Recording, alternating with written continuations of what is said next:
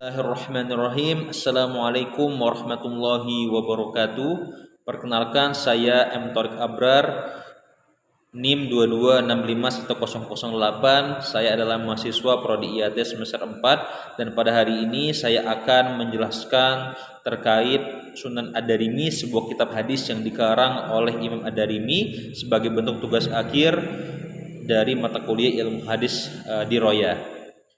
Nah, pada awalnya kita akan membahas dari sisi biografi. Pertama, kitab ini Sunan Ad-Darimi namanya, dikarang oleh Imam Ad-Darimi. Imam Ad-Darimi sendiri memiliki nama lengkap Abu Muhammad Abdullah bin Abdurrahman Ad-Darimi. Beliau merupakan ulama yang ahli hadis dan ahli fikih juga, karena beliau juga mengarang kitab Sunan ini.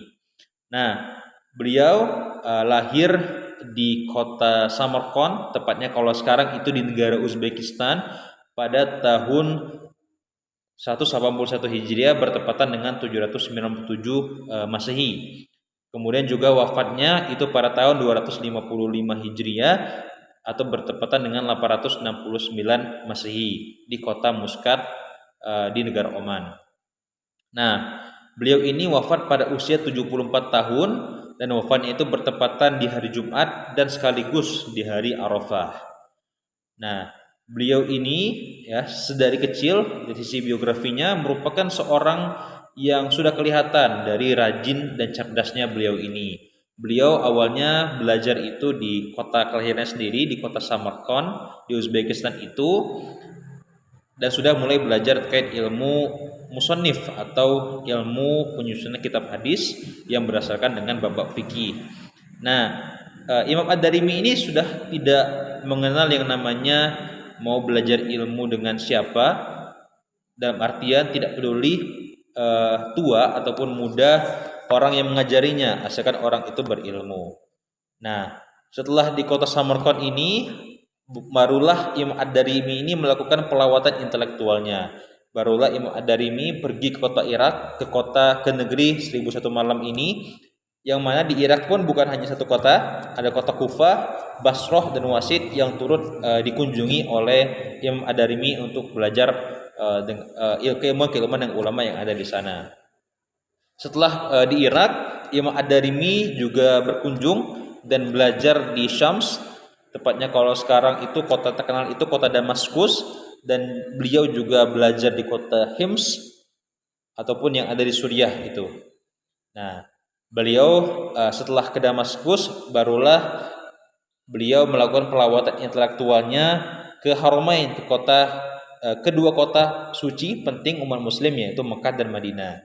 Di sini juga beliau belajar dan mencari ilmu, dan sampai akhirnya karena memang keilmuan ilmu musannif yang beliau cari dan beliau telusuri selama pelawatan intelektualnya itu dirasa cukup, barulah beliau akhirnya mengarang dan menyusun kitab Sunan Ad-Darimi ini, kitabnya sendiri yang memang sudah disusun berdasarkan bab fikih ini.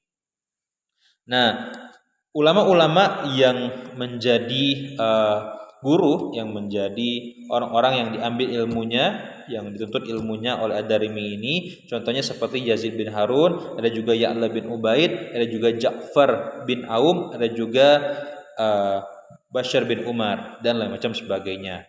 Kemudian juga majelis-majelis yang dibuat oleh Ad-Darimi ini, karena beliau pada akhirnya menjadi seorang guru juga, majelis-majelis keilmuannya juga didatangi oleh ulama-ulama seperti Imam Bukhari, Abu Daud, Imam Muslim dan lain sebagainya.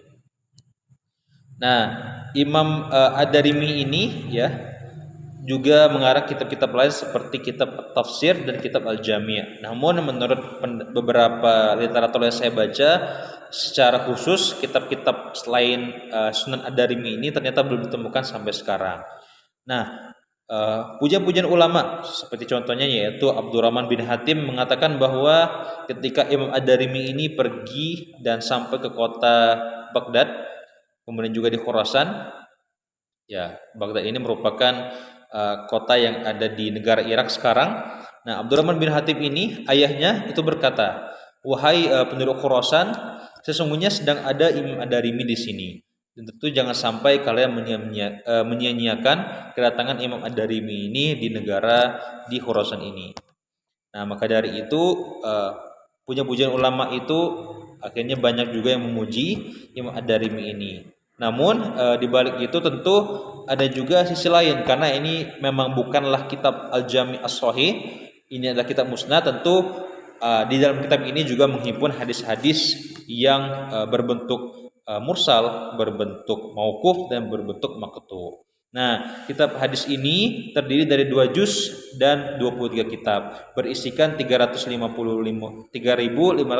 hadis, yang dimana bab awalnya, karena ini adalah kitab yang berdasarkan bab-bab fikih, awalnya itu sebelum awalnya ini ada mukadimah terlebih dahulu tentang bagaimana keadaan manusia sebelum datangi Islam. Dan juga di dalamnya ini di mukadimahnya ini tertulis juga dari sisi kemujizatan Nabi dan lain sebagainya. Barulah datanglah di setelah mukadimah ini ada bab toharo, kemudian juga bab sholat, sampai 23 kitab dan diakhiri dengan bab fadail Al-Quran.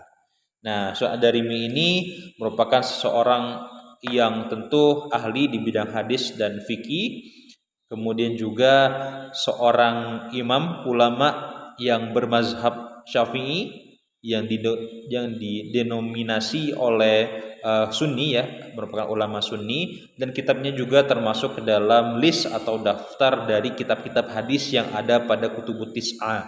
Bahkan ada yang mengatakan bahwa lebih cocok lagi Imam Ad-Darimi ini kitab sunannya ini dimasukkan ke dalam list dari Kutubus Sittah, bahkan menggantikan Sunan Ibnu Majah.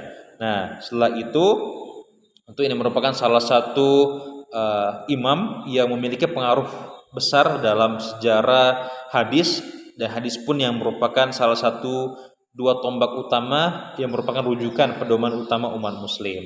Dan tentu ini merupakan salah satu bentuk ikhtiar kita, ya, bagaimana menjaga keaslian dan menjaga untuk mengenalkan kepada halayak ramai terkait kitab-kitab hadis seperti Sunan Ad-Darimi ini, yang pada hakikatnya mungkin tidak terlalu banyak terdengar oleh orang banyak, karena memang ada kitab-kitab Sahih Bukhari, Sahih Muslim, bahkan sunan-sunan yang lainnya.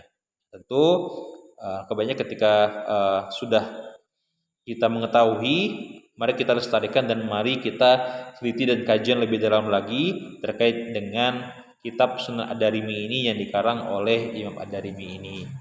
Itu sekian penyampaian dan penjelasan terkait Sunan Ad-Darimi yang dikarang oleh Imam Ad-Darimi dari saya. Lebih dan kurang saya mohon maaf. Jika terdapat banyak kesalahan dari saya mohon maaf. Kepada Allah saya mohon ampun. Wabillahi taufiq wal hidayah, saya akhiri. Wassalamualaikum warahmatullahi wabarakatuh.